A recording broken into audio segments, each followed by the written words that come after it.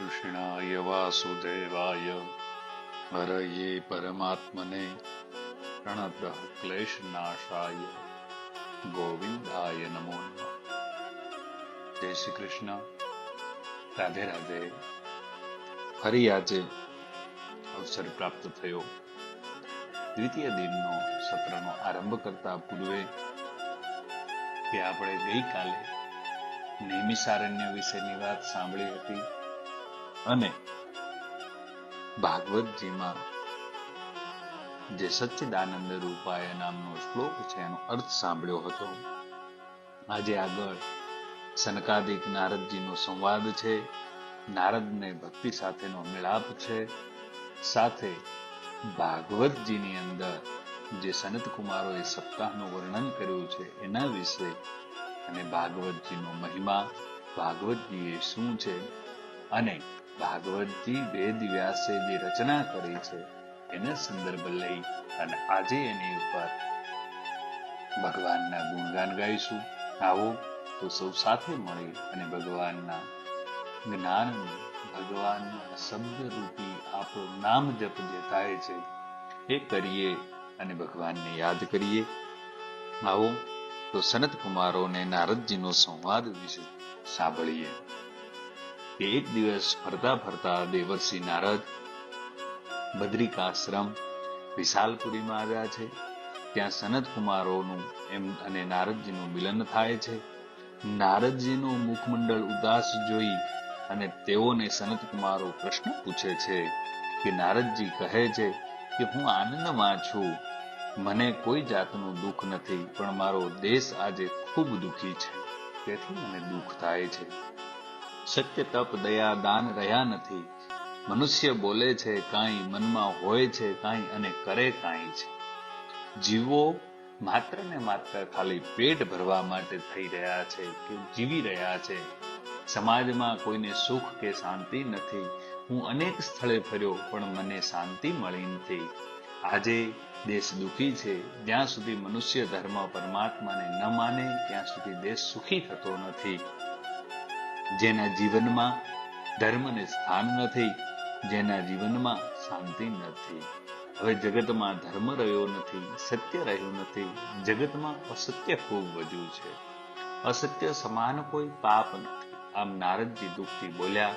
ઉપનિષદમાં લખ્યું છે કે અસત્ય બોલનારને પાપ તો લાગે છે પણ તે સાથે તેના પુણ્યનો પણ ક્ષય થાય છે. જગતમાં ક્યાંય નીતિ દેખાતી નથી. મનુષ્યને ફક્ત કુટુંબ સુખ જ દેખાય છે. તે વિચારે છે કે આ પૈસાથી હું ખૂબ કુટુંબને સુખી કરીશ. શરીર અને ઇન્દ્રિયોને સુખમાં એવો ફસાયો છે કે ખરો આનંદ ક્યાં છે અને કેમ કરીને મળે એનો વિચાર પણ કરતો નથી. જીવનમાં જ્યાં સુધી કોઈ લક્ષ્ય નક્કી ન થાય ત્યાં સુધી પાપ અટકે નહીં. જે લક્ષ્યને લક્ષ્યમાં રાખે છે તેનાથી પાપ થાય નહીં, પરંતુ મનુષ્યને પોતાના લક્ષ્યની ખબર નથી. મંદ બુદ્ધિવાળો મનુષ્ય જે કામ કરવાની જરૂર છે તે કરતો નથી. આજે જગતની અંદર અન્ન વિક્રિય થવા લાગ્યું છે. અન્ન વિક્રિય એટલે કે અન્ન જે ખાદ્ય પદાર્થ છે, ઘઉં છે, બાજરી છે, જે પણ છે એ બધું વેચાવા લાગ્યું છે. તેથી તો ધરતી માતા અન્ન રસ ગળી જવા લાગ્યા છે. જ્ઞાનનો વિક્રય થવા લાગ્યો છે. જ્ઞાન વેચાવા માંડ્યું છે. તેથી જ્ઞાન મસ્તકમાં રહ્યું નથી, ખાલી ને ખાલી પુસ્તકમાં રહ્યું છે. સ્ત્રીઓમાં સ્વેચ્છાચાર ઘણો વધ્યો છે. કારણ આજની સ્ત્રી સ્વતંત્ર રહેવા લાગે છે, સ્વતંત્ર રહેવાની ઈચ્છા ધરાવે છે. કારણ કે સ્વેચ્છાચારથી દુરાચાર થાય છે, સદાચાર રહ્યો નથી. એવું કહેવાય કે સ્ત્રી બાલ્ય અવસ્થામાં માતા પિતાને આધીન રહે છે, જુવાનીમાં પતિદેવને આધીન રહે છે અને વૃદ્ધાવસ્થામાં તે સ્ત્રી પોતાના પુત્રને આધીન રહે છે. એ સ્ત્રી બહુ સ્વતંત્ર નહીં ફરે તો તે બગડે છે.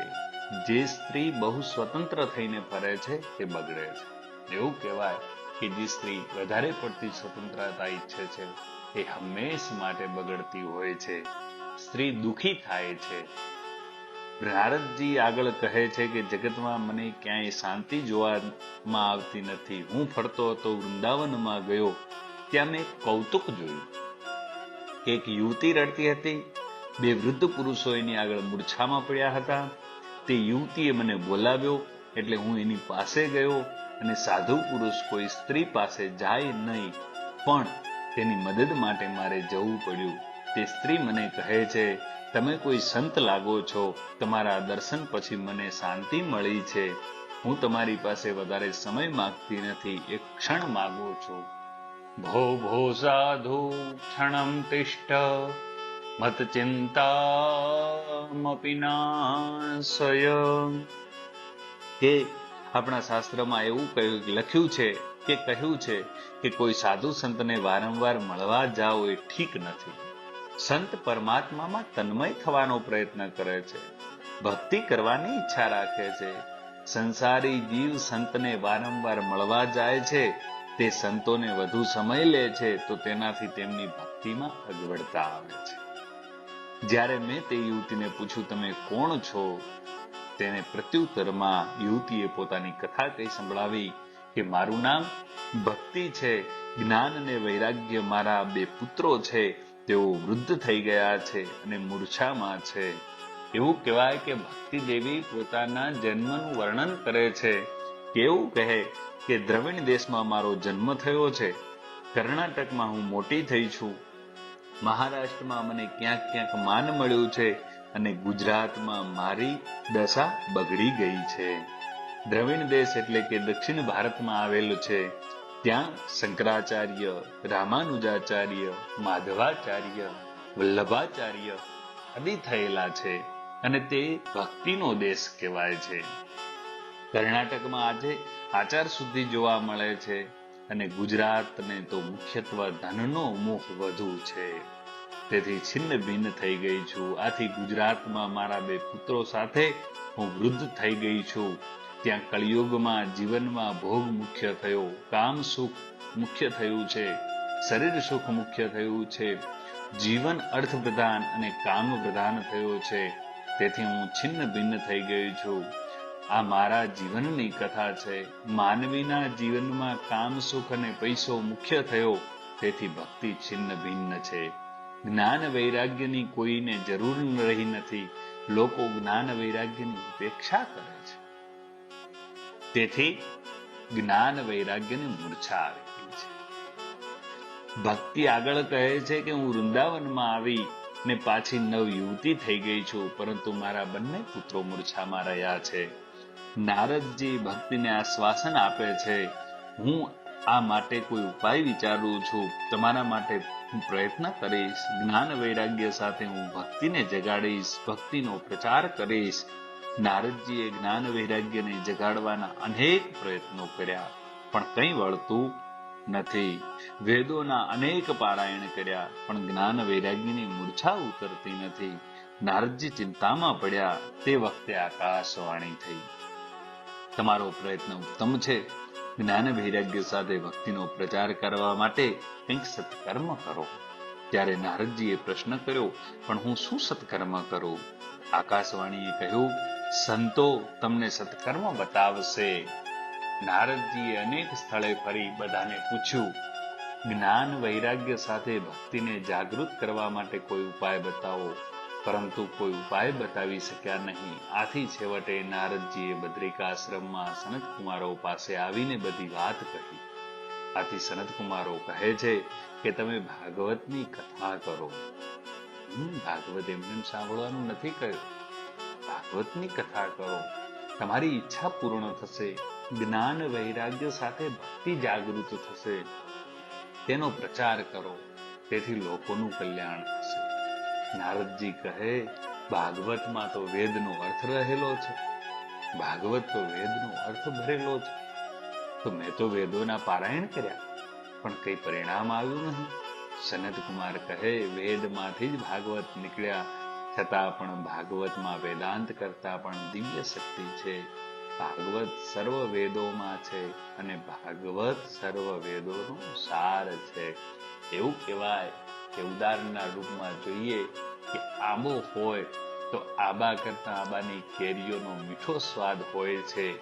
જેવી રીતે કે દૂધમાંથી ઘી ઉત્પન્ન થાય, દૂધ ન હોય તો ઘી ન થાય, અને દૂધ કરતા ઘીમાંથી દિવ્ય શક્તિ આવે છે કે 2 તોલા ઘી ભેગું કરો અને એનો દીવો કરો તો એ પ્રકાશ આપે, પણ 2 મણ દૂધ ભેગું કરી અને એની અંદર વાટ મૂકો અને દીવો સગળાવો તો પણ કંઈ વળતું નથી.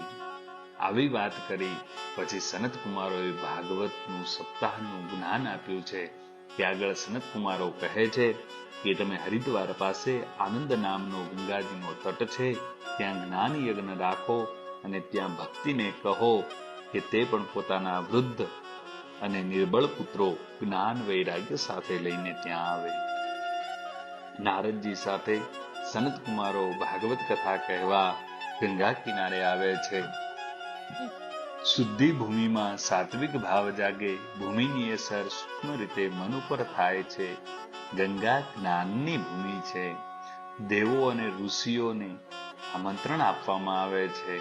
ઘણા દેવો અને ઋષિ મુનિઓ ત્યાં આવ્યા છે, તો કેટલાક આળસમાં બેસી પણ રહ્યા છે, તો કેટલાક તો એવું વિચારે છે કે મેં તો ભાગવત વાંચી છે, મને તો બધી ખબર છે, તેવા અભિમાનથી જે અહીંયા આવ્યા નથી. આમાંના એક ઘરે ભૃગુ ઋષિ જાય છે અને એમને પ્રેરણા કરે છે કે કથામાં આવવા આગ્રહ કરે છે. સત્કર્મમાં બીજાને પ્રેરણા આપે તેને પણ પુણ્ય મળે છે. એવું કહેવાય. ઘણા બધા ઋષિ મુનિઓ ત્યાં આવ્યા છે. સનત કુમારો વક્તાઓ તરીકે આસન ઉપર બેઠા છે. દેવો, ઋષિઓ, મુનિઓ કથામાં શ્રોતા તરીકે આવ્યા છે. નારદજી પણ શ્રોતા થઈને બેઠા છે. કથાનો આરંભ શ્રી ગોવર્ધન નાથની જય સાથે થાય છે. કથામાં તમે ભગવાનની જય બોલશો તો લાભ થશે. બધી પ્રવૃત્તિ છોડી મનુષ્ય ધ્યાનમાં બેસે છે ત્યારે માયા વિઘ્ન નાખે છે. અનાદિકાળથી મનુષ્યનું માયા સાથેનું યુદ્ધ થતું આવ્યું છે. જીવ પરમાત્મા પાસે જાય છે, તે માયાને ગમતું નથી. માયાનું એક સ્વરૂપ નથી. પરમાત્મા જેમ વ્યાપક છે તેમ માયા પણ વ્યાપક છે. જીવ અને પરમાત્માના મિલનમાં માયા વિઘ્ન નાખે છે. માયા જીવને સમજાવે છે કે સંસાર ઘણો સારો છે, તે જીવને સંસારમાં ફસાવી રાખે છે. માયાની જીત થાય છે અને મનુષ્યની હાર થાય છે. તમારી જીત થાય તેવી ઈચ્છા હોય તો તમે પરમાત્માની જય બોલો. સનત કુમારો સાવધાન કરે છે. આ ભાગવતની કથા અતિ દિવ્ય અને સુમધુર છે. આ કથા જે પ્રેમથી શ્રવણ કરશે તેના કાન દ્વારા પરમાત્મા હૃદયમાં આવશે. આંખ અને કાન હંમેશા પવિત્ર રાખો. જેના હૃદયમાં પરમાત્મા આવે છે, આંખ અને કાન બગડે તો ભક્તિમાં વિઘ્ન આવે. ખરાબ શબ્દો સાંભળ્યા પછી મન બગડે. ખરાબ ચિત્ર દેખ્યા પછી આંખ બગડે. ખરાબ ચિત્ર દેખ્યા પછી મન બગડે. આથી વેદમાં કહ્યું છે કે કોઈ ખરાબ શબ્દ કાને ન આવે, કોઈ ખરાબ ચિત્ર આંખે ન દેખાય તેમ કરવું જોઈએ. કથા શ્રવણથી શ્રી કૃષ્ણ કાનની અંદર આવે છે. પરમાત્માનો પ્રવેશ કાન આંખથી હૃદયમાં થાય છે. પરમાત્માના દર્શન કરતા કરતા તેમના નામનો જપ કરો. આંખ અને કાન એ પરમાત્માને હૃદયમાં દાખલ કરવાના દરવાજા છે. ઘણા આંખથી પરમાત્માના સ્વરૂપને મનમાં ઉતારે છે. ઘણા કાનથી શ્રવણ કરી પરમાત્માને હૃદયમાં ઉતારે છે. આથી આંખ અને કાનને પવિત્ર રાખો. ત્યાં શ્રી કૃષ્ણ ભદ્રાવો. દરેક સત્કર્મમાં આરંભમાં શાંતિ પાઠ કરવામાં આવે છે.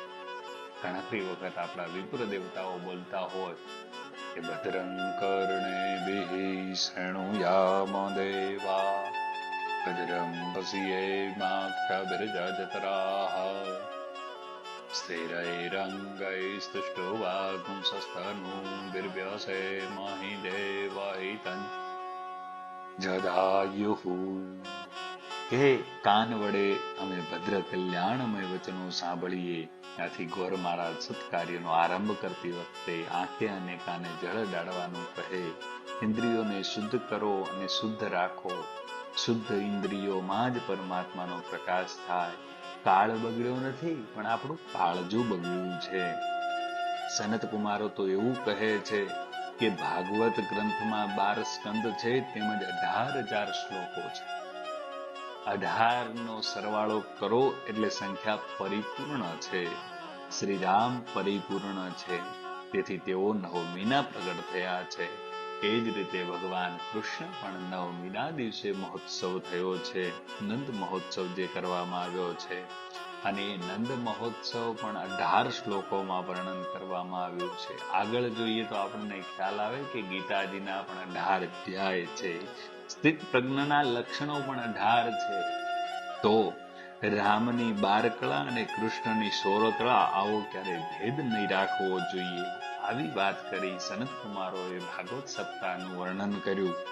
આગળ કહ્યું કે ભાગવતનો મહિમા સમજાવો. ત્યારે કળિયુગમાં જીવોને કાળરૂપ સર્પના મુખમાંથી છોડાવવાના હેતુથી ભાગવત કથા કહેવામાં આવે છે. જ્યારે સુખદેવજી રાજા પરીક્ષિતને આ કથા સંભળાવતા હતા, તે સમયે દેવતાઓ અમૃત લઈને આવ્યા હતા અને કહ્યું હતું કે અમે સ્વર્ગનું અમૃત રાજા પરીક્ષિતને આપીએ અને આપ અમને કથામૃત અમને આપો. આથી સુખદેવજી રાજા પરીક્ષિતને પૂછે છે કે આ દેવો સ્વર્ગનું અમૃત લઈને આવ્યા છે, તે તમારે પીવું છે કે તમારે કથામૃત પીવું છે? તો રાજા પરીક્ષિત કહે છે કે સ્વર્ગનું અમૃત પીવાથી શો લાભ? તો સુખદેવજી કહે છે કે સ્વર્ગનું અમૃત પીવાથી પુણ્યનો ક્ષય થાય છે, પણ પાપનો ક્ષય થતો નથી.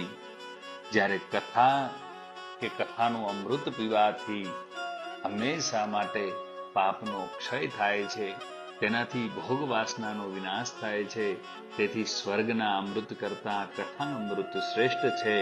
પરીક્ષિત કહે છે કે મહારાજ, મારે સ્વર્ગનું અમૃત પીવું નથી, મારે તો કથામૃત પીવું છે. 7 દિવસના જ્ઞાન વૈરાગ્યને જાગૃત કરી ભક્તિ રસ ઉત્પન્ન કરનારી આ કથા છે. આપણામાં જ્ઞાન અને વૈરાગ્ય તો છે, પણ એ સૂતેલા છે, તેને જાગૃત કરવાના છે. ભાગવત સિવાય એવો કોઈ બીજો ગ્રંથ નથી જે 7 દિવસમાં આપણને મુક્તિ અપાવે. ભાગવતમાં વ્યવહારનો બોધ પણ આપવામાં આવ્યો છે. ખાલી ને ખાલી ભાગવતની અંદર જ્ઞાન વૈરાગ્યની વાતો નહીં, પણ એવું કહેવાય છે કે ભાગવતમાં તો વ્યવહારનો બોધ આપવામાં આવ્યો છે. ભાગવતમાં સમાજ ધર્મ વિશે સમજાવ્યું છે. સ્ત્રી ધર્મ, પુરુષ ધર્મ, આપદ ધર્મ અને રાજનીતિ સમજાવવામાં આવ્યા છે. પિતા, માતા અને ભાઈ કેવા હોવા જોઈએ તે દર્શાવ્યું છે. આપણે કેવી રીતે ખાવું જોઈએ, કેવી રીતે રહેવું જોઈએ તે પણ બતાવવામાં આવ્યું છે. વ્યાસજીએ ભાગવતમાં કંઈ છોડ્યું જ નથી. વ્યાસજીએ ભાગવત અને મહાભારત વિશે એવું સાત્વિક અભિમાન છે કે મારા આ ગ્રંથોમાં નથી તે સંસારના બીજા કોઈ ગ્રંથમાં નથી. હવે મારે કંઈ બોલવું નથી, કંઈ લખવું નથી. પરમાત્માએ મને જે કંઈ આપ્યું તે મેં સમાજની સેવામાં અર્પણ કર્યું છે. જ્યારે આગળ કહ્યું કે ભાગવત એ માખણ છે, જ્યારે બીજા શાસ્ત્રો બધા જે છે દૂધ દહીં જેવા છે. સર્વ શાસ્ત્રોમાં સારું ભાગવત છે. વેદમાંથી જ ઉત્પન્ન ભાગવત થઈ છે, છતાં પણ ભાગવતમાં વેદાંત કરતા દિવ્ય શક્તિ છે. દૂધમાંથી ઘી ઉત્પન્ન થાય છે. દૂધ ન હોય તો ઘી ન થાય, અને દૂધ કરતા ઘીની કિંમત હંમેશા માટે વધારે છે. ઉપનિષદની ભાષા ભારેખમ છે. વ્યાસજીએ ભાગવતમાં વેદાંતના સિદ્ધાંતો જ આપ્યા છે, પરંતુ કઠિન સિદ્ધાંતો દ્રષ્ટાંત દ્વારા સરળ અને રોચક બનાવીને ભાગવતની રચના કરી છે. એવું કહેવાય કે જે શક્તિ પરમાત્મામાં છે તે જ શક્તિ ભાગવતમાં છે. મહાપુરુષો કહે છે કે પરમાત્મા કરતા પણ ભાગવતમાં વધારે શક્તિ છે. કેટલાક પુરુષો એવા હોય કે પરમાત્માના દર્શન કરે તો પણ તેનું જીવન સુધરતું નથી. જેવી રીતે કે ઉદાહરણના રૂપમાં દુર્યોધનને શ્રી કૃષ્ણના દર્શન કર્યા હતા. દુર્યોધનને શ્રી કૃષ્ણએ સમજાવ્યો હતો, છતાં તે સુધર્યો નથી. તેણે પરમાત્માનું માન્યું નથી. કેટલાક દુર્યોધન જેવા પાપી જીવો પરમાત્માના દર્શન કરવા છતાં સુધર્યા નથી. પણ એ જો ભાગવતની કથા શ્રવણ કરે તો તેમનું જીવન અવશ્ય સુધરે છે. શ્રી કૃષ્ણ જ્યારે પ્રત્યક્ષ બિરાજતા હતા, ત્યારે થોડા જીવો એમના શરણમાં આવ્યા. તેમના જીવનનો તેમણે ઉદ્ધાર કર્યો. આજે પરમાત્મા પ્રત્યક્ષ બિરાજતા નથી. ત્યારે ભાગવત કથા, શ્રી કૃષ્ણ કથા દરેકના જીવનનું કલ્યાણ કરે છે. પરમાત્મા કરતા ભાગવતની કથામાં વધુ શક્તિ છે. દુર્યોધન, રાવણ જેવા દુષ્ટો પણ કથા સાંભળે, પરમાત્માનો જપ કરે તો અવશ્ય સુધરે છે. ગમે તેવો પાપી પણ કથા સાંભળે તો તેનું પાપ બળી જાય છે. પણ કથા સાંભળ્યા પછી પાપ ન કરો. મનથી નિશ્ચય કરો કે હવે મારો નવો જન્મ થયો છે, હવે હું પાપ નહીં કરું. કથા સાંભળ્યા પછી પાપ છોડે છે તે પરમાત્મા ક્ષમા આપે છે. તે આપણે આત્મદેવના ચરિત્રમાં આગળ જોઈશું કે ભાગવત એ પરમાત્માનું શબ્દમયી મૂર્તિ છે. તેના શ્રવણથી, દર્શનથી, પૂજનથી પાપનો નાશ થાય. ઉદ્ધવજીએ શ્રી કૃષ્ણને પૂછેલ કે આપના સ્વધામ ગમન પછી પૃથ્વી ઉપર અધર્મ વધશે ત્યારે ધર્મ કોના શરણે જશે? આથી શ્રી કૃષ્ણ તેમને કહેલ કે મારા ભાગવતનો આશરો લે છે એના ઘરમાં કાળ પણ આવી શકશે નહીં. ભાગવત નારાયણનું દિવ્ય સ્વરૂપ છે. શ્રી કૃષ્ણ સ્વધામ વધાર્યા ત્યારે તેમનું દિવ્ય તેજ ભાગવતમાં રાખ્યું છે. પરમાત્મા સ્વધામ વધાર્યા નથી, પણ ભાગવત રૂપે આજે પણ ધરતી પર બિરાજ્યા છે. પરમાત્મા ભાગવતમાં એક એક શ્લોકમાં બિરાજ્યા છે. તેઓ સર્વ હૃદયમાં બિરાજ્યા છે. ભાગવત એ પરમાત્માનું નામ સ્વરૂપ છે. પરમાત્માના બે સ્વરૂપ છે. એક સ્વરૂપ એટલે કે અર્ચા સ્વરૂપ અને બીજું સ્વરૂપ એટલે કે નામ સ્વરૂપ. સામગ્રીથી જે સેવા થાય છે તે અર્ચા સ્વરૂપ કહેવાય. ભાગવત એ નામ સ્વરૂપ છે.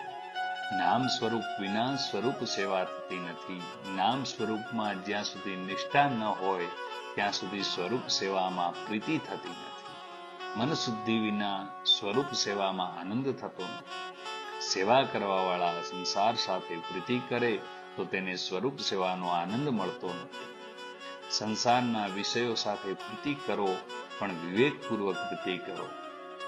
અગ્નિ બળે છે તો પણ તેનો વિવેકપૂર્વક ઉપયોગ કરવામાં આવે તો તેને લાભ થાય છે. એવું સંસારનું છે કે જ્યાં સુધી સંસારમાં દેહનું બળ છે ત્યાં સુધી મનુષ્ય સંસારને છોડી શકતો નથી. મન માયાને સ્પર્શ કરે છે, તે પરમાત્માની સેવામાં જઈ શકતું નથી. સ્વરૂપ સેવામાં મન એકાગ્ર ન થાય ત્યાં સુધી નામ સેવા કરો. મનુષ્યનું મન સંસાર વ્યવહારમાં એવું લીન બને છે કે પાપ કરે છે તો પણ તેનું ભાન રહેતું નથી. સ્વરૂપ સેવા કરતા હૃદય પીગળે, આંખો ભીની થાય, આનંદ આવે, સાત્વિક ભાવ જાગે તો સેવા સફળ થઈ એમ સમજવું. મનમાં અનેક જન્મોના મેલ ભર્યા છે. મનને શુદ્ધ કરવા નામની સેવા જરૂરી છે. મન શુદ્ધ કરે છે ભાગવત. કળિયુગમાં નામ સેવા મુખ્ય છે. નામ એ જ બ્રહ્મ છે. નામ એ જ પરમાત્મા છે. નામ એ પરમાત્મા કરતા શ્રેષ્ઠ છે. પરમાત્મા દેખાતા નથી અને જે દેખાતા નથી એની સાથે પ્રીતિ કરવી ખૂબ કઠિન છે. નામ સ્વરૂપ સ્પષ્ટ દેખાય છે. જેમના પ્રત્યક્ષ દર્શન, તેમના નામને પકડી રાખો તો તેમના દર્શન પણ થશે. જ્ઞાની પુરુષો નામમાં નિષ્ઠા રાખે છે અને એનો આશ્રય લે છે. શ્રી રામે પોતાની હયાતીમાં થોડાનો ઉદ્ધાર કર્યો હશે, પણ તેમના નામે અનેકનો ઉદ્ધાર કર્યો છે. આપણે પરમાત્માના નામમાં નિષ્ઠા નથી તે મોટા દુઃખ છે. મોટામાં મોટું દુઃખ છે. તેમને સંસ્કૃતનું જ્ઞાન હોય તો રોજ ભાગવતના દસમ સ્કંદનો, વિષ્ણુ સહસ્ત્રના નામનો અથવા તો શિવ મહિમ્ન સ્તોત્રનો પાઠ અર્થ સાથે કરો કે ભાગવત પરમાત્મા સાથે પ્રેમ કરવાનું કહે છે. મનુષ્ય પત્ની, પુત્ર, ધન, ભોજન આદિમાં પ્રેમ કરે છે, પણ પરમાત્મામાં પ્રેમ કરતો નથી. તેથી તે દુઃખી થાય છે.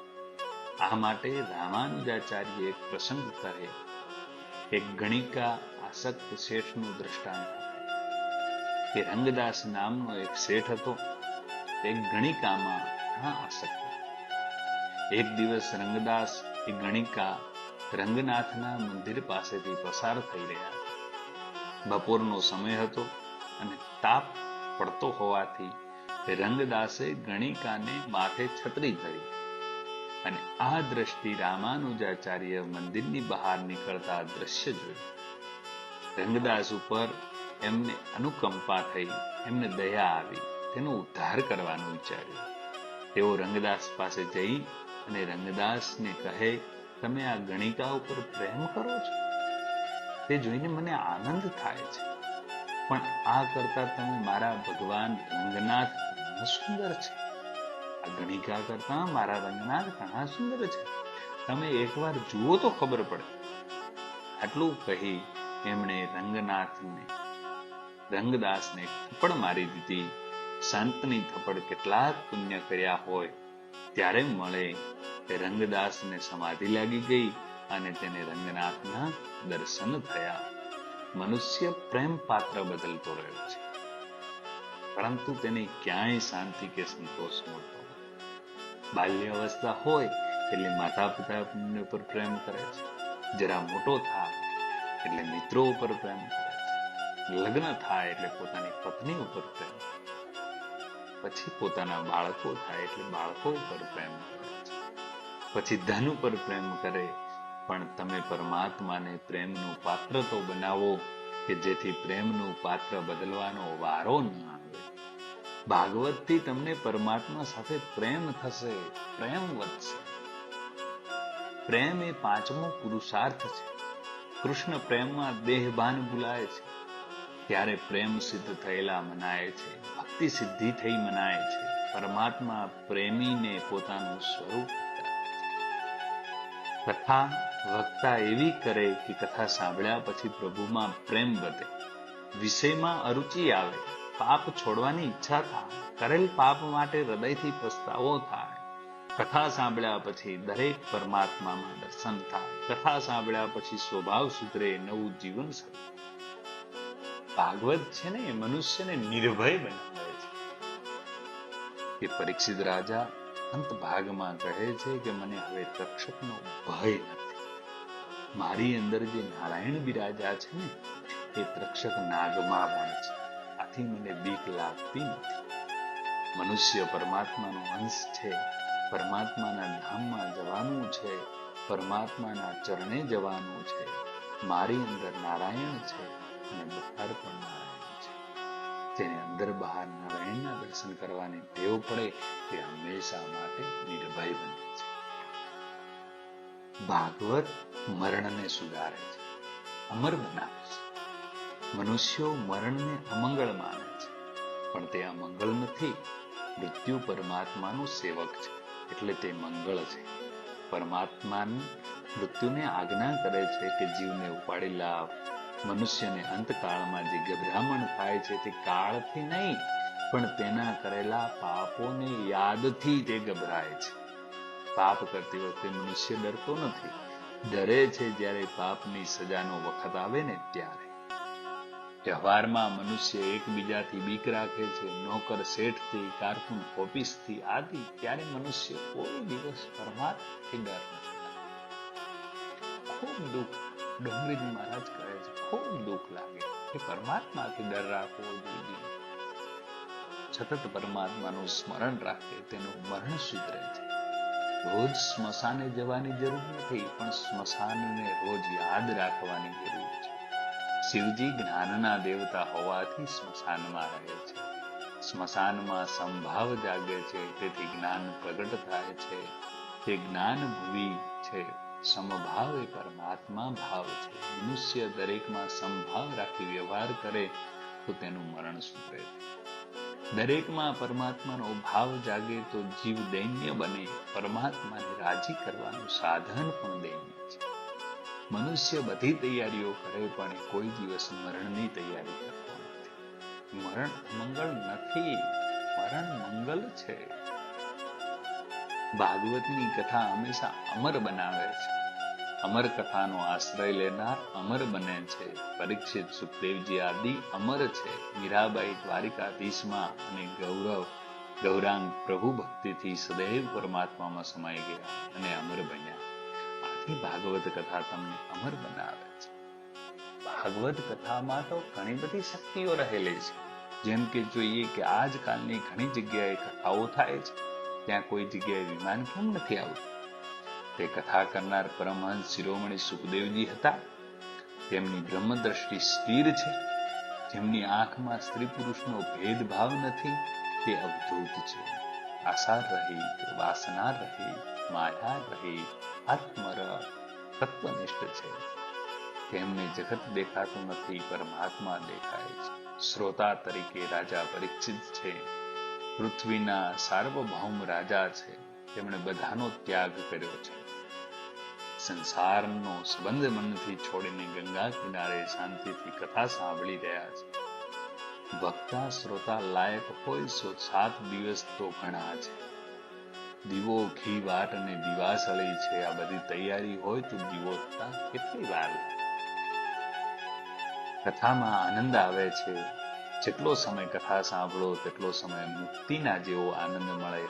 શાંતિથી પ્રેમથી પરમાત્માના નામનો જપ કરતા કથા સાંભળે તેટલો આ ભાગવત કથા વક્તા વિવેકથી પ્રેમથી તન્મય કરતા હોય છે. શ્રોતાઓ સાવધાન થઈ શાંત ચિત્તે એકાગ્ર ચિત્તે રસપૂર્વક કથા સાંભળતા હોય છે. તો જેટલો સમય કથા ચાલે તેટલો સમય જગત ભૂલાય એ પરમાનંદની પ્રાપ્ત થાય છે. ખૂબ આનંદને પ્રાપ્ત થાય છે. કથાની સમાપ્તિમાં વિમાન આવતું નથી. તેનું કારણ શું? કે જેના મનમાં વિકાર વાસના ભરેલી હોય તેના માટે વિમાન નહીં આવે. પણ કદાચ વિમાન આવે તો તે વિમાનમાં બેસવા તૈયાર થશે નહીં. જેનું મન લૌકિક સુખમાં ફસાયેલું છે તે વૈકુંઠમાં જઈ શકે નહીં. પત્ની પુત્ર ધન ઘર આદિમાં ફસાયેલા છે. તુકારામને વિમાન લેવા આવ્યું. તુકારામ પોતાની પત્નીને કહે, તું મારી સાથે ચાલ, તને વિમાનમાં બેસાડીને પરમાત્માના ધામમાં લઈ જાઓ. પરંતુ તેમની પત્નીએ માન્યું નહીં અને તેમની સાથે ગઈ નહીં. સંસારના મોહથી માયા છોડવી કઠિન છે. વાસના ઉપર અંકુશ ના આવે ત્યાં સુધી શાંતિ મળતી નથી.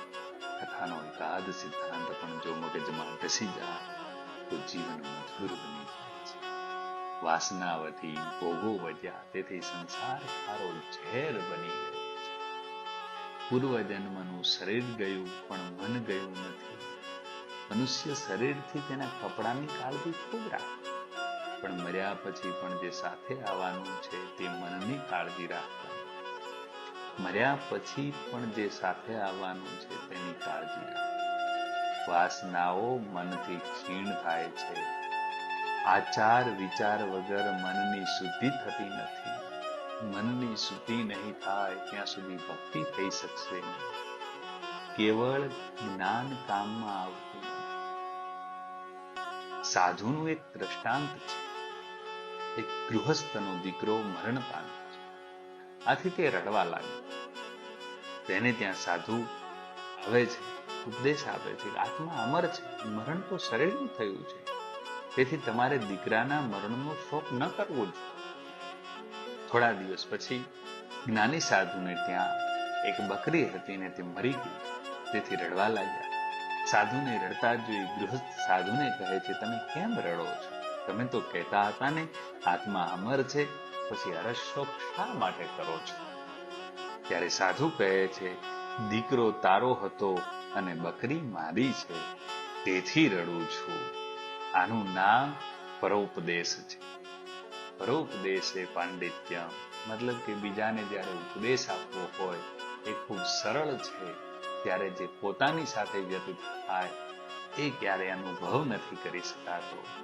જ્ઞાનનો અનુભવ કરો પણ મુક્ત થવાનો ઉપયોગ કરો. ભાગવતમાં કોઈ જગ્યાએ શંકાનું સ્થાન નથી. કથાની સમાપ્તિમાં સુખદેવજી રાજા પરીક્ષિતને કહે, સમય થોડો છે, હજી તારા મનમાં કોઈ શંકા હોય તો પૂછ, હું તને સમજાવીશ. હું અહીં છું ત્યાં સુધી તને તક્ષક નાગ અહીં ક્યારે આવી શકશે નહીં, કે આવશે તો તને કરડી શકશે નહીં. છતાં તે આવે તો મારી નજર સામે ઝેર પણ અમૃત બની જશે. મેં બ્રહ્મ દ્રષ્ટિ સ્થિર કરી છે. જેને કમળો હોય તેને બધું પીળું પીળું દેખાય છે, બીજો રંગ દેખાતો નથી. આમ રોગીને આખું જગત પીળું દેખાય છે, પણ જેની બ્રહ્મ દ્રષ્ટિ સ્થિર છે તે બધે પરમાત્મા દેખાય છે. જગત આખું પરમાત્મા દેખાય છે, જગત ક્યાંય દેખાતું નથી. સુખદેવજીના પ્રત્યુત્તરમાં રાજા પરીક્ષિત કહે છે કે કથા સાંભળ્યા પછી મારા મનમાં હવે કોઈ શંકા નથી. વક્તા પ્રેમથી કથા કરે, અને શ્રોતાઓ બરાબર શાંતિથી પ્રેમથી સાંભળે તો તેમના મનમાં કોઈ શંકા રહેતી નથી. કેટલીક વખત તમને અનુભવ થશે કે જાણે આ કથા મને ઉદ્દેશીને થઈ રહી છે. મારી શંકાનું નિવારણ થયું છે. વ્યાસજીએ મનુષ્યની દરેક શંકાનું સમાધાન ભાગવતમાં કરે કે ભાગવત એ પરમહંસ સંહિતા છે. હંસોની ખાસિયત કે તેમની સાથે દૂધ મૂકશો તો એ દૂધ પી જશે અને પાણી રહેવા દેશે. જ્ઞાની પરમહંસ અને ભાગવત પરમહંસ આ બે પ્રકારના પરમહંસ હોય છે. જ્ઞાની પરમહંસનો આદર્શ ઋષભદેવને પોતાની ત્યાગ ભાવનાથી પૂરો પાડ્યો, જ્યારે ભાગવત પરમહંસનો આદર્શ ભરતજીને પોતાનું જીવનથી આપ્યો. ભાગવત એ જ્ઞાન યજ્ઞ છે. ભાગવતની કથા યજ્ઞ નથી, પણ એ જ્ઞાન યજ્ઞ છે. જ્યાં ફળની વિષમતા હોય તેને યજ્ઞ કહેવામાં આવે અને જ્યાં ફળની સમતા હોય તેને સત્ર કહેવામાં આવે. અને જ્ઞાન યજ્ઞમાં જોડાવાથી મનુષ્યનું જીવન સુધરે છે અને તે સુખી થશે. મનુષ્ય સ્વભાવમાં સાલસ અને સરળ થાય છે. તેને પોતાના દોષ અવગુણોનું ભાન થાય છે. ભાગવત અનુપમ ઔષધિ છે. ઔષધિ ઉત્તમ હોય પણ તેની સાથે જો પરેજી ન પડાય તો ઔષધિઓના ગુણ કેવી રીતે દેખાય? એવી જ રીતે આપણને ભાગવત કથા શ્રવણ કરીને અને પણ કથાના નિયમો ન પાળીએ તો પૂરી સફળતા મળતી નથી. સનત કુમારો ભાગવતનું મહાત્મ્ય કહે કે જ્યાં સુધી ભાગવતની કથા એક ક્ષણ પણ સાંભળી નથી ત્યાં સુધી મનુષ્ય આ સંસાર ચક્રમાં અજ્ઞાનતાથી ભમે છે. અને જે ઘરમાં ભાગવતની કથા વાંચવામાં આવે છે તે ઘર એક રીતે તીર્થક્ષેત્ર બની જાય છે. સૂતજી કહે છે કે હે સૌનકાદિ ઋષિઓ, આ પ્રમાણે સંત કુમારો ભાગવત સપ્તાહનો મહિમા કહી રહ્યા હતા. એટલામાં સભામાં એક કૌતક થયું. તે હું તમને કહું તે તમે સાંભળો કે ભક્તિએ પોતાના તરુણ પુત્રોને પ્રાપ્ત કર્યા છે. આવો આજના આ સત્રને ભગવાનના ચરણોમાં સમર્પિત કરીએ અને આગામી સત્રમાં વ્યાસજીએ ભાગવતની જે રચના કરી છે એના સંદર્ભની અંદર વાત કરીશું. આવો પ્રેમથી બોલો. જય શ્રી કૃષ્ણ. રાધે રાધે.